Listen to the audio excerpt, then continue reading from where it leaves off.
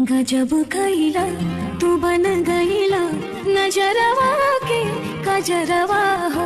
गजब कइला। का हो भैया लोगन, का हाल बा रहुआ लोगन के? ठीक बानी नु? एकदम मस्त। भैया भोजपुरी में होत का बा हो, का चलता कुछ समझ में आवता नहीं ना? हाँ, जाने से पहले चैनल के सब्सक्राइब कैला, कहे से कि लागत कुछ ना तोहर सब्सक्राइब करे में, लेकिन तोहरा के बहुत कुछ मिलेला सब्सक्राइब करे के बाद।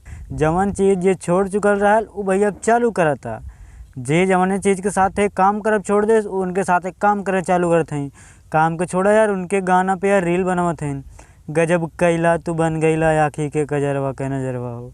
वाह भैया, यह अक्षरा सिंह हैं भैया, जौन पवन के साथ विवाद भइल रहा तब से गाना फोटो म्यूजिक कुछ भी ना देत रहनी, लेकिन अब उनके गाना पे रील बनवत हैं। हमें ती लगा तो भैया जवान अक्षरा सिंह के अंदर थोड़ा बहुत प्यार रहल पवन सिंह खातिर, वो अब बाहर आवत बा। काहे से कि इनका पता चल गए कि पवन के जे छोड़ल तो ओकर काम भी छूट जाई, पूरा इंडस्ट्री में केहू काम मिलबो ना करी। हाँ, तो आज खातिर इतना ही।